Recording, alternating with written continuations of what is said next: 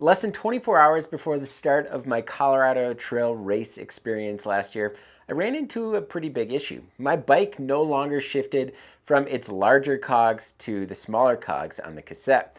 And there was some hints of this happening to my derailleur a few weeks prior to this experience, but when I got to Durango, it all of a sudden just got worse. I knew right away that the culprit was the rear derailleur clutch on this Shimano XT derailleur. So I got to a shop right before they closed and they couldn't work on it, but they had an SLX rear derailleur. I was like, yes, let's put that on, and the rest is history. So now I'm finally getting around to looking at this rear derailleur, and clearly there's an issue with it. So in this video, we're going to detail the importance of the clutch, but also dive into how to service it.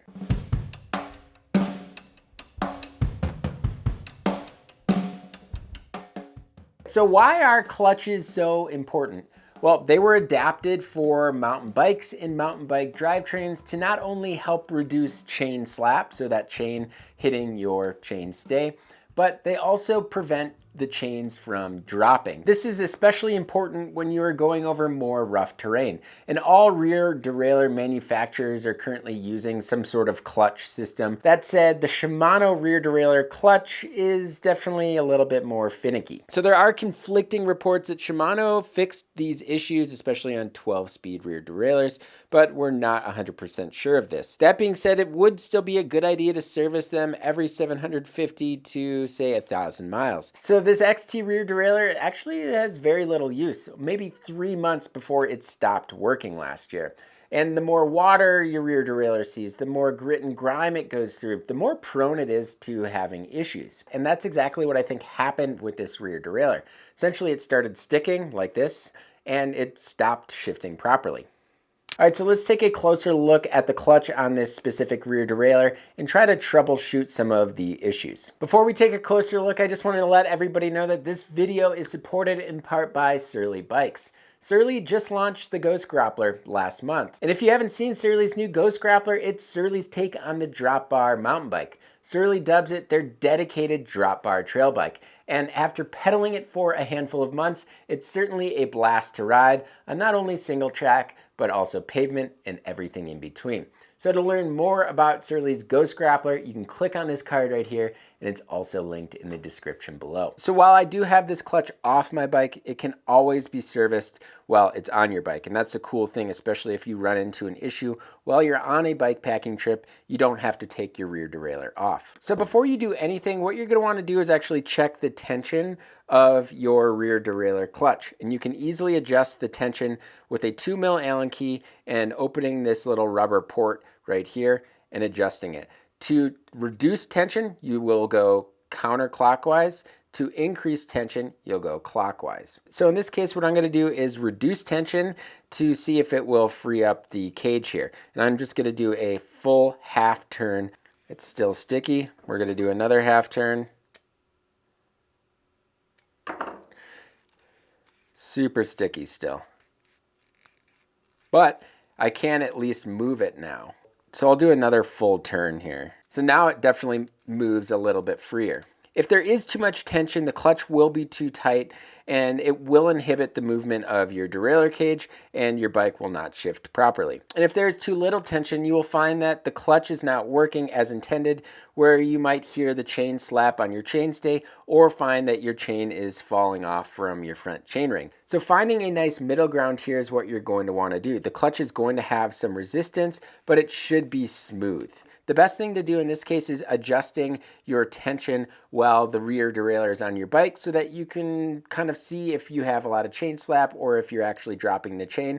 And if you are, then you can increase tension and then go from there. But in this case, this rear derailleur definitely needs some attention. So what we're gonna do is take this cap off and take a closer look at the clutch. In order to take the cap off, all you have to do is unscrew these 3 screws on the derailleur. So once you take the 3 screws off, the cap will come right off. All right, so this is really fantastic. This is an awesome example of either a rear derailleur seeing way too much water or it just not being sealed properly. But look at this rust. Just to compare 2 rear derailleurs here, the top one right here is clean. This bottom one is rusted. This is what it should look like. this is what it shouldn't look like. All right, so taking a look at the cam unit, which is this piece right here, and then the chain stabilizer. So you can watch the chain stabilizer, this little silver sliver here, it actually moves. So now it's down here. Now it's over here. You can see on this one, it doesn't actually catch or move. So that's just the telltale sign that not only is this pretty seized, it definitely needs grease. So we need to take this apart, take a look at it, grease it, see if we can actually fix this. All right, so the first thing you're gonna wanna do is just gently remove this little O-ring here. And then this whole system should pop out as one. So it's probably pretty darn seized in there right now. So what I'm gonna do is just get a little bit of leverage with the ground and try to lift it up here. It is stuck on there real good. So I managed to get the cam unit and the friction band off, but what has remained on is the rolling bearing clutch, part of the chain stabilizer. So we just need to try to pry this off. All right. And there we go, finally. So you can see it started just all rusted and almost corroded together. So what we're going to want to do is just clean this off really well. With a few of these parts is just do some degreasing and get some rust off. I've definitely got into a little bit of a deeper dive than I anticipated.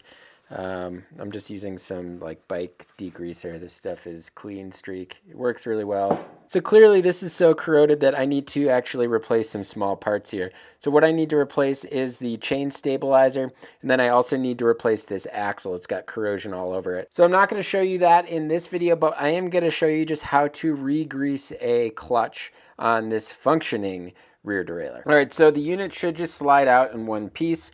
And you're just going to want to remember the orientation. The cam unit just slides right out like this, and this little rectangle is going to go into this little slot right here, so you can set that aside. And then the friction band and the roller bearing clutch right here, the friction band, the smaller part, should be on the bottom, so just remember that. So we're going to want to take the friction band off, and it's basically as easy as just sticking in a flathead screwdriver or just some sort of pick or something like that to get the roller bearing clutch out. And just like so, there you go. And then you can set the friction band aside. So what you're gonna wanna do is just clean out this area with some rubbing alcohol and just make sure that it's nice and clean. The axle here on this derailleur is in much better shape, so I'm not worried about that. You're also gonna wanna clean the friction band a little bit. So just make sure to get some rubbing alcohol on that. And then a tiny bit of rubbing alcohol on this towel and get the outside of the roller bearing clutch. So Shimano has a specific grease for this exact thing, but I'm just using what I have, which is just some Dumont Tech free hub grease. This is basically pretty similar to their grease. So I'm going to put a tiny little bit on the outside of the roller bearing clutch and just coat it on the outside. And then get it in those grooves there. That's exactly where you want it. Set that aside. And then the friction band, a tiny little bit in the friction band as well. All right, so before you reinstall the roller bearing clutch, you're just going to want to make sure it's all oriented properly. So the short part of the friction band is down and the saw-like design on the top of the roller bearing clutch is up. And then you're going to want to get some sort of flathead screwdriver or pick and basically just pry open the friction band a little bit, just enough so that you can get the roller bearing clutch in. Then reinstall the friction band into the cam unit and then install the whole unit into the rear derailleur. Don't forget to throw the O-ring back in and then put the cover back on and screw it back down. And there you go. All right, folks, and I think that about does it. We learned a thing or two today, including parts can corrode so much that they no longer work. But I'm glad I was able to show you how to at least re-grease your clutch and to adjust the clutch tension. So if you have any comments or questions regarding this video, leave it in the comment section below. And if you want to help support BIKEPACKING.com as a whole, you can do that by signing up for the Bikepacking Collective. The Bikepacking Collective not only includes monthly giveaways, industry discounts, but also the Bikepacking Journal twice a year. So for more details on the Bikepacking Collective, I've provided a link below. As always, until next time, pedal further.